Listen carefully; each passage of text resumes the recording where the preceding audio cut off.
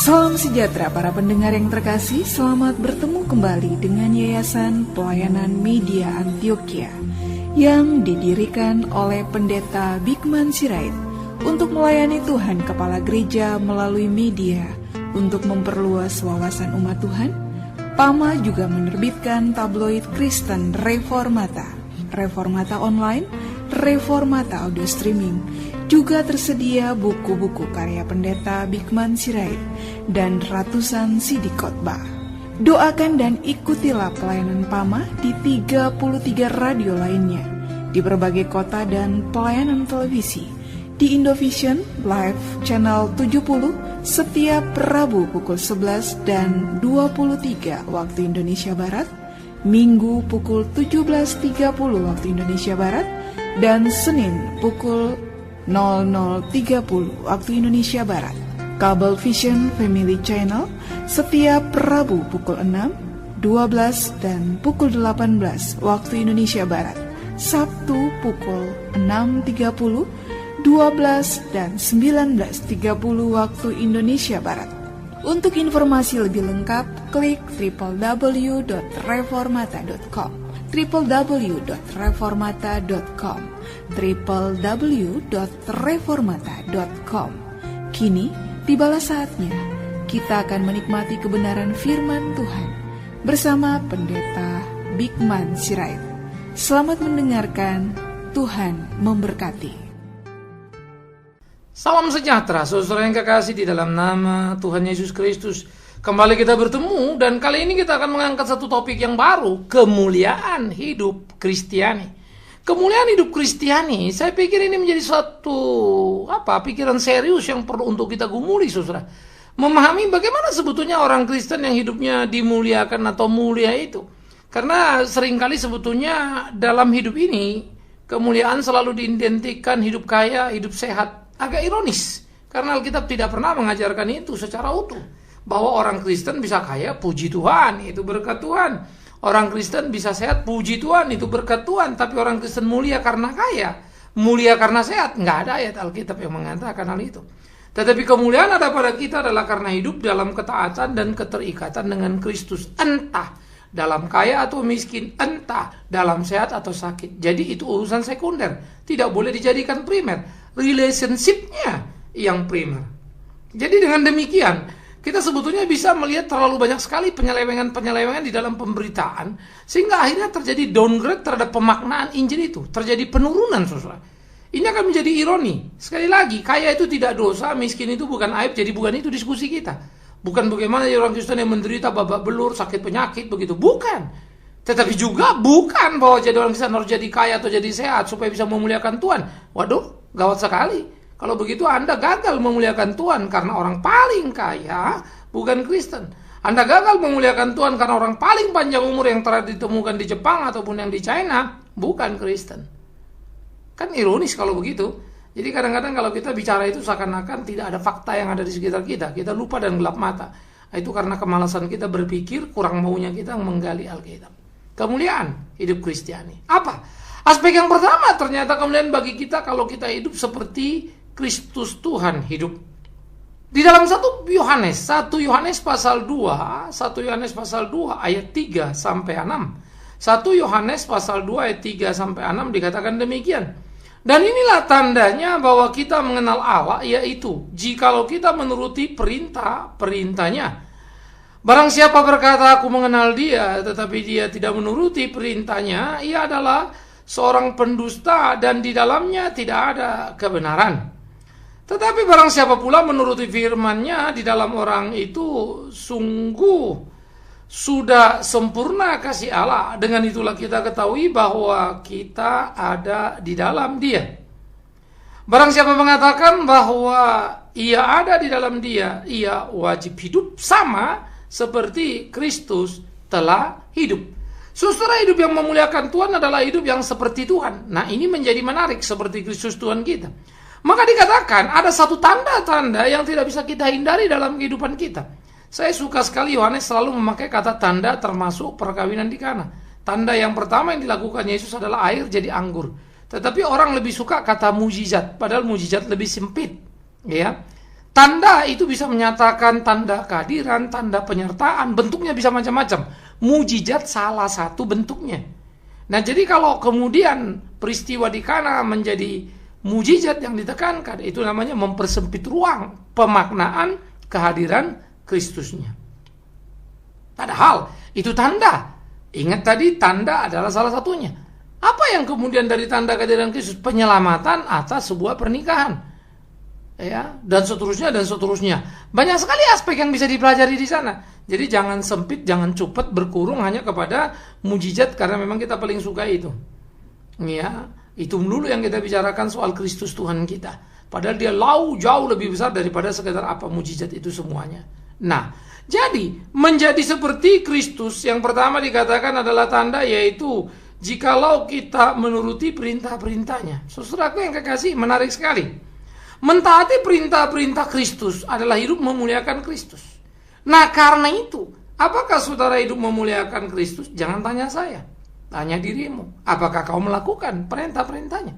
Perintah-perintahnya itu dengan sederhana, dengan mudah bisa kita selusuri, bisa kita baca, bisa kita temui di dalam Alkitab. Dengan mudah kita bisa mengerti, bisa memahami apa yang menjadi kehendak Tuhan kita. Ya.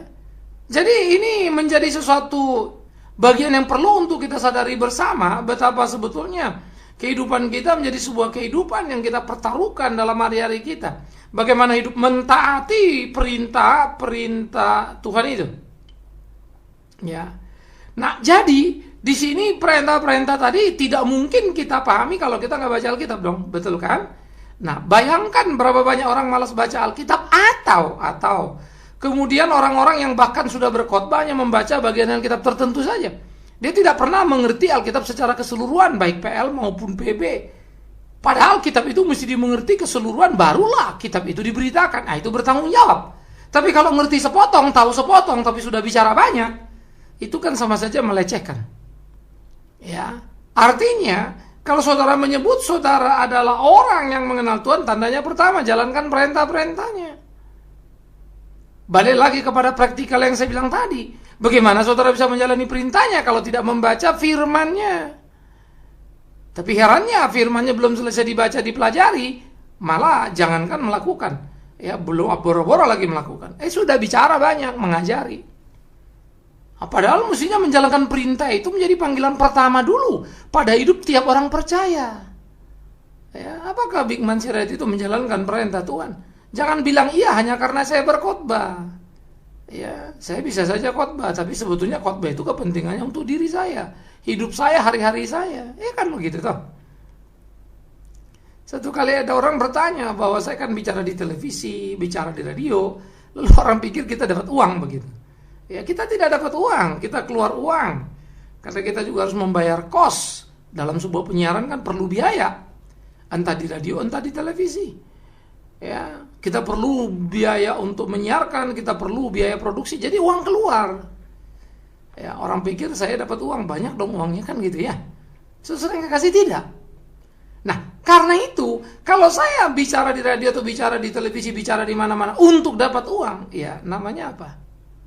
Namanya saya nothing dong, toh untuk saya hidup juga kok. Ya. Sehingga kalau ada orang mendukung pelayanan PAMA, itu mendukung pelayanan biaya siarannya. Jadi bukan membiayai Bikman Siraitnya. Karena pantang bagi saya, ya, untuk dihidupi atau hidup oleh uang yayasan. Itu prinsip saya pendiri yayasannya. Mana boleh saya dapat gaji dari situ, mana boleh saya ambil bagian dari situ. Jadi kalau saya mau menjalankan perintah Tuhan, saya beritakan dia, tapi saya tidak boleh mengambil keuntungan dari tugas yang saya emban. Jadi saya mesti punya etika. Memang Rasul dikatakan hidup dari pemberitaannya, betul. Ya, saya juga harus begitu, bukan? Tetapi yang mana? Kan mesti dilihat dulu. Tidak semua gambulan begitu. Lalu kalau semua begitu, kapan saya memberitakan Injilnya? Jadi saya merasa sangat enjoy sekali ketika boleh berceramah, didengar banyak orang, tetapi tidak mendapatkan uang dari situ. Bagi saya itulah upah. Boleh memberitakan Injil tanpa upah. Puji Tuhan. Ya, itu yang dikatakan oleh Paulus. Tapi saya perlu hidup, iya, gereja menopang saya. Berapa yang dikasih gereja? Angka kecil. Orang tanya, emang cukup? Bicara cukup apa lah yang cukup dan apa yang tidak cukup dalam hidup ini kan, itu bicara kita lagi. Ya, bahwa Tuhan memelihara kami dengan caranya yang luar biasa, ya puji Tuhan. Maka saya akan berkata pada saudara, jalankan perintahnya. Dia pasti menolongmu tanpa kau harus menipu trik kiri trik kanan. Ya, tanpa harus menjual-jual firman, menakut-nakuti orang, ya kasih perpuluhan kalau enggak Tuhan marah, hanya supaya kau yang dapat. Kan kita tidak perlu menjadi rendah seperti itu. Elegansi di dalam bersikap dan berbicara, supaya tiap orang Kristen disadarkan akan hidup Kristiani bagaimana memuliakan Tuhan, yaitu menjalankan perintah-perintah Tuhan. Jangan memutarbalikkannya, jangan menumpangi, menambah, menguranginya untuk kepentingan diri. Ya, inilah perintah Tuhan. Tuhan bilang, barang siapa yang tidak bayar mencuri uang Tuhan. Tuhannya sendiri nggak pernah terima tuh duit. Yang terima siapa ya? Bagaimana caranya dipakainya? Tuhan dimuliakan nggak ya dengan semuanya? Nah, itu kan jadi pertanyaan-pertanyaan serius. Tetapi sebelum kita membedah orang lain kan lebih bagus kita bedah diri kita sendiri. Kita otokritik lah diri kita ini. Udah kayak apa kita ini? Ya, apakah kita menjalankan perintah-perintah itu? Nah, itu yang menjadi menjadi sangat-sangat perlu di dalam dia. Ya. Maka kalau kita mengatakan barang siapa berkata dikatakan oleh kitab mengenal dia tetapi tidak menjalankan perintahnya, dia pendusta, ya. Tapi barang siapa menurut firman-Nya, dialah yang benar. Jadi artinya tadi penurut firman itu menjadi bagian pertama yang harus kita kerjakan. Tapi ada yang kedua. Menuruti firman Tuhan itu yang memuliakan Tuhan harus menjadi tindakan yang bisa dilihat, Saudara. Tindakan yang konkret. Ya, jadi ada perintah, tapi perintah itu harus konkret diwujudkan. Artinya begini, saudara jangan terlalu banyak basa-basi dan terlalu banyak bicara saja tentang kekristenan, tetapi saudara tidak pernah melakukan. Bayangkanlah kalau khotbah tentang kasih, mana pernah nggak ada di gereja? Ada selalu di gereja, tapi perpecahan terus juga ada. Jadi apa yang sebetulnya sedang kita bicarakan itu? Sehingga tindakan tadi, konkret tadi itu tidak muncul dari perintah yang dipahami. Jadi ada perintah, dipahami harus ada perintah yang dilaksanakan, dijalankan. Itu yang konkret tadi itu. Nah, oleh karena itulah tahu perintah Tuhan dalam pengertian pengajarannya, kita mesti belajar. Pengajaran pentingnya setengah mati. Kita mesti mengetahui. Nah, kemudian ada lagi perintah yang dilaksanakan atau diwujud nyatakan. Sehingga menjadi perintah yang tampak jelas dalam tindakan kehidupan orang percaya. Nah, bagaimana dengan saudara? Kan begitu yang saya bilang tadi. Gereja tiap hari ngomong kasih, tapi perkelahian terus. Gereja tiap hari berkata kita mesti belajar, mensyukuri anugerah Tuhan, bersuka cita senantiasa, belajar cukup, tapi semua memperkaya diri. Ya, tidak memikirkan misalnya yang lain, berbagi kayak bagi yang lain, situ udah kaya amat, kenapa nggak bagi-bagi yang lain? Supaya yang lain nggak kelewat miskin, bukan supaya kaya-kaya kita, paling tidak nggak kelewat miskin. Ya, tetapi yang ada kita selalu memperkaya diri, bilang ini Tuhan berkati, ya, aneh sekali kan? Jadi apa yang kita bicarakan tiap hari, itu kita langgar pula tiap hari. Dalam apa? Tindakan kita. Sehingga apa yang kita bicarakan, betul itu. Betul itu harus ada kasih, betul itu harus ada keadilan, betul itu harus bersyukur senantiasa, betul itu harus berbagi. Faktanya, salah, nggak betul. Kan orang jadi confusing, bingung kan. Ini orang Kristen ini apa ini? Ya, tuh. Nah, oleh karena itulah saudaraku yang kekasih, tidak mudah untuk kita kemudian hidup memuliakan Tuhan. Maka itulah kita harus menjadi hidup seperti apa yang dilakukan Kristus bagi kita.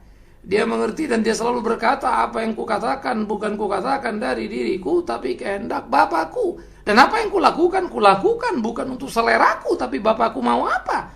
Itu di Taman Getsemani, pergumulan Yesus. Bukan kehendakku ya Bapa, kehendakmu lah yang jadi. Betapa indahnya. Kalau sekarang semua orang berdoa mau kehendaknya yang jadi, diaturnya Tuhan begini, bawa dan seterusnya. Nggak ada lagi nada memohon. Dalam doa sekarang sudah nada ngatur semuanya. Jadi bagaimana kau bilang dalam khotbah itu takut Tuhan, atau dalam kata-katamu kita harus takut Tuhan, tapi dalam doamu nggak kelihatan rasa takutmu. Apalagi hidup sehari-hari tadi yang mau memperkaya diri sendiri, menang sendiri, dan penuh dengan pertikaian dan seterusnya, kan begitu kan? Jadi saya pikir disinilah perlunya satu kesadaran tinggi pada tiap orang Kristen, supaya hidup memuliakan Tuhan dengan cara hidup yang sesuai dengan kehendak Tuhan, sehingga hidupnya sungguh-sungguh menjadi berkat. Saya pikir ini menjadi satu bagian yang penting di dalam keseharian kehidupan kita, saudaraku yang kekasih. Dengan demikian kita bisa hidup melakukan apa yang menjadi kehendak Tuhan kita. Kita bisa hidup melakoni hari-hari kita dalam pergumulan-pergumulan kita. Sehingga dengan demikian kita sebetulnya bisa memperkaya diri kita ya dengan keimanan yang sungguh tadi, bagaimana dihidupi oleh kebenaran firman Tuhan yang utuh itu. Nah, saya pikir ini menjadi pergumulan-pergumulan serius yang harus kita pahami, yang harus kita bedah, yang harus kita gumuli, yang harus kita jalani dalam keseharian kita. Sehingga ini menjadi sesuatu yang manis, yang indah, dan bisa menjadi wujud nyata yang kita kerjakan dalam keseharian kita. Ini perlu. Nah, oleh karena itu, di dalam bagian hidup kita, saudara yang kekasih, perintah Tuhan yang dipahami dan perintah Tuhan yang dilaksanakan harus terus-menerus kita jujur evaluasi dalam diri kita. Kita mulai lihat apa saja yang sudah kita kerjakan, apa yang belum. Sebaliknya, kalau ternyata terlalu banyak yang kita bicarakan kasih Tuhan, terlalu sedikit kita mengasihi sesama, ya paling tidak kita merasa malu lah. Jangan terlalu banyak bicara, coba mulai kurangi dikit, tapi mulai tambah perbuatannya. Jadi seimbang antara kata-katamu dan tindakanmu. Jangan sampai tindakanmu terlalu banyak, lalu Yesus akan berkata pula lagi nanti kan. Dengarkan apa katanya tapi jangan tiru kelakuannya. Dengarkan apa katanya tapi jangan ikuti langkah-langkahnya. Bagus sekali itu kalimat. Orang Kristen sekarang banyak orang Kristen pengecut, tetap ada di satu tempat yang dia sudah tahu salah, diikutinya juga. Ironis ya. Padahal kita harus berani bersikap dalam hidup ini. Tetapi itulah kenyataan. Ya. Ini menjadi ujian dalam hidup orang Kristen yang selalu merasa sudah hebat tadi. Jadi perintah yang dipahami, yang kedua perintah yang dilaksanakan. Maka yang ketiga dikatakan apa? Bahwa kalau kamu sungguh-sungguh sudah sempurna dalam kasih Allah, ya dengan itulah kita ketahui bahwa kita ada di dalam Allah. Karena itu barang siapa mengatakan bahwa di dalam Dia, ya wajib hidup sama seperti Kristus telah hidup. Jadi memahami perintahnya, melaksanakan perintahnya, dan mengukur semua perintah-perintah itu dengan kehidupan Kristus Tuhan kita. Wih, luar biasa ya. Jadi kita mesti memahami apa yang diajarkannya, melakukan apa yang dilakukannya, dan terus mengukur diri kita untuk apa yang menjadi tujuan hidup Kristus. Bagaimana dia memuliakan Bapaknya. Saudara yang kekasih, kalau kita mempelajari paling tidak misalnya Allah dulu doa Bapa kami kan, berikanlah kami pada hari ini makanan kami yang secukupnya. Coba saudara mulai mikir sendiri ya. Di Amerika itu kan negara sangat kaya raya. Tetapi ternyata di dalam beberapa data ditemukan bahwa di Amerika tidak kurang dari 50 miliar US dollar yang terbuang dari makanan. Ceritanya apa? Tiap orang Amerika di sana kan saking sibuknya orang kan biasa dengan fast food lah ya. Jadi makanan-makanan yang dia ada di di plastik packaging semua, makanan-makanan packaging. Nah itu mereka simpen. Kadang-kala karena mereka makan di luar, pontang-panting waktu tiap hari seringkali berubah, terlambat pulang, lalu makan di jalan atau seterusnya. Mengakibatkan apa yang di stok tadi kemudian expired date. Nah expired date-nya kan cepat di sana. Begitu expired date apa yang dijadikan? Ya dibuang dong. Dibuang. Ya. Nah, biasanya kalau dibuang, nyampainya ke Indonesia. Suka-suka itu sih ya. Jadi apa yang dibuang di sana karena diyakini itu berbahaya, bisa masuk di kita. Jangankan bilang makanan expired date ya, sampah saja pun bisa masuk kemari. Ya. Nah orang Amerika buang. Nah yang dibuang ini dikalkulasikan muncul angka yang cukup fantastik, 50 miliar US dollar ya. Setara dengan devisa kita beberapa waktu yang lalu yang sekarang agak sedikit tambahkan begitu. Itu makanan yang dibuang. Padahal kalau kita bilang misalnya Amerika itu kan negara Kristen. Betul kan? Mestinya kalau saja berdoa berilah kami makanan secukupnya, lalu mereka makan cukup, lalu kemudian mereka hati-hati, stokis misalnya begitu kan, lalu makanan itu tidak berlebih, tapi mereka bagi, mereka distribusi, berapa juta orang di Afrika yang bisa tertolong dan tidak perlu mati kelaparan misalnya. Coba pikirkan. Karena itu Yesus mengajarkan apa yang diajarkannya menarik dan dia hidup memang seperti itu. Ya. Di zamannya Yesus waktu mati nggak meninggalkan deposito yang banyak buat Maria, nggak ada depositonya. Ya, dia juga tidak meninggalkan sertifikat tanah yang numpuk-numpuk misalnya, enggak juga. Karena Yesus pun nggak pernah naik mobil dalam ukuran kereta kuda lah kan, enggak juga. Betul-betul dia hidup dalam kesederhanaan yang luar biasa. Dia tidak bergaya seperti ahli Taurat yang selalu necis dan berkelas pakaiannya. Itu Yesus Kristus Tuhan kita. Karena itu dalam keseharian, dalam penampilan apa yang dikerjakan kita belajar. Tentu saudara tidak perlu berpakaian seperti Yesus berpakaian. Ya, tampil model seperti Yesus bukan, tapi semangatnya itu loh. Ya, kalau kau orang kaya diberkati Tuhan, ya beli pakaian yang mewah, silakan. Tapi jangan habis kau beli pakaian mewah, lalu uangnya semua di situ, nggak kau bagikan. Itu yang repot. Ya, tolong lebih banyak orang supaya kau rasanya enak memakai pakaian yang bagus. Tapi saya percaya lama-lama kalau makin banyak orang kau tolong, makin banyak kau berurusan dengan orang-orang yang susah. Minatmu terhadap baju mahal bagus tadi akan berubah. Lalu akan bilang, terlalu mahal nih, beli yang ini, yang separuhnya buat kesono, buat dukung orang, buat ini. Pasti saudara akan ngalami itu. Tapi biarkanlah, itu jadi kedewasaan pribadi kita kan ya. Tetapi saya ingin mengatakan, nikmati apa yang ada. Kita nggak perlu juga menjadi orang-orang yang ekstrim ya.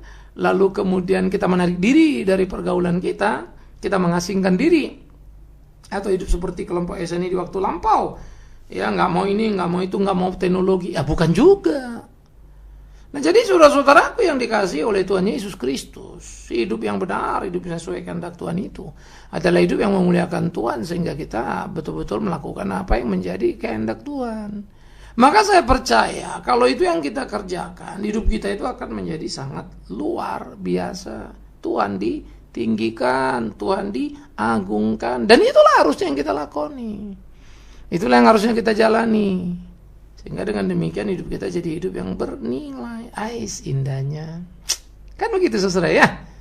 Nah jadi di dalam pergumulan kehidupan kita ya sebagai orang percaya, ya marilah kita jalani apa yang menjadi kehendak Tuhan itu, supaya hidup kita sungguh-sungguh hidup yang memuliakan Dia. Maka saya percaya kalau itu yang kita jalani dalam kehidupan kita, itu akan menjadi sangat indah sekali. Nah jadi saudara-saudaraku yang dikasihi oleh Tuhan Yesus Kristus, camkan, pikirkan apa yang menjadi kehendak Tuhan dalam kehidupan kita, dan lakoni itu supaya itu menjadi wujud nyata dalam hari-hari kita.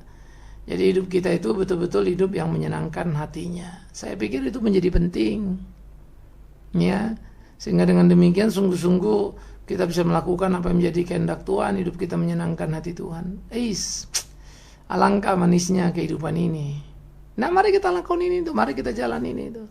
Jadi kita mengerti perintah Tuhan itu, ya kita pahami, kita melaksanakan perintah Tuhan itu, kita wujudkan, dan kita yang ketiga memeriksa diri kita terus menerus, di mana kita hidup harus seperti Kristus itu, ya.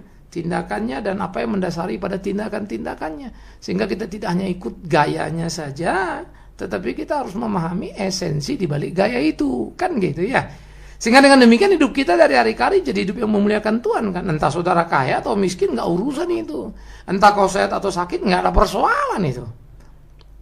Ya, jadi janganlah merendahkan. Marilah kita muliakan Tuhan. Ya kalau kita nggak kaya gimana mau muliakan Tuhan? Itu kalimat kurang ajar itu. Ya.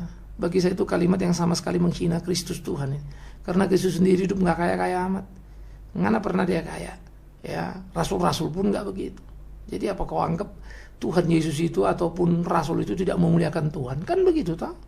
Dan itu pun jadi penghinaan kepada orang-orang yang hidupnya susah miskin tapi jujur, yang seringkali lebih terhormat dari orang kaya yang nggak jujur itu, yang makan orang lain punya.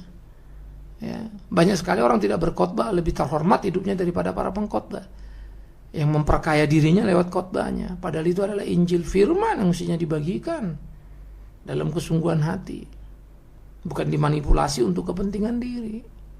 Jadi hak dan kewajiban itu harus berjalan seimbang lah. Ada hak kita menerima dari pemberitaan itu, tapi ada kewajiban kita memberitakan tanpa hak itu. Ini seni. Dan dengan demikianlah hidup kita memuliakan Tuhan. Jadi baik saya, saudara, kita semua, ayo kita belajar sama-sama. Ya, jadi jangan terlalu banyak bicara kalau belum banyak melakukannya. Belajarlah melakukannya supaya banyak kau bisa bicara. Ya, dan kita juga mesti berani mengkritisi kawan-kawan kita demi kebaikan bersama. Kawanku, janganlah terlalu banyak bicara kau, yang kau lakukan lain kali, nanti ribut semua lagi. Ya syukur kalau dia mau, kalau dia nggak mau ya apa boleh buat, paling tidak kita sudah sampaikan, kan begitu. Tidak perlu juga itu menjadi perkelahian, hati-hati juga ya. Oleh karena itu biarlah Tuhan menolong kita, Tuhan memberkati kita, hidup memuliakan Tuhan. Selamat memperbarui terus perspektif hidup Kristiani kita. Tuhan beserta kita. Amin. Mari kita berdoa. Kami bersyukur, kami berterima kasih ya Tuhan atas cinta kasih-Mu dalam hidup kami. Berkati kami, sertai kami, supaya di dalam hari-hari kami boleh hidup senantiasa memuliakan nama-Mu, melakukan apa yang menjadi kehendak-Mu, sehingga di dalamnya nama Tuhan ditinggikan, dimuliakan, diagungkan. Terima kasih Bapa di dalam surga. Tolong tuntun pimpin kami dalam tiap langkah kami, supaya produktivitas hidup, moralitas kami di dalam dasar spiritualitas yang sehat dan benar sungguh-sungguh teruji oleh zaman ini. Jadikan kami anak-Mu yang memuliakan-Mu senantiasa. Terima kasih Tuhan, dalam nama Yesus. Amin.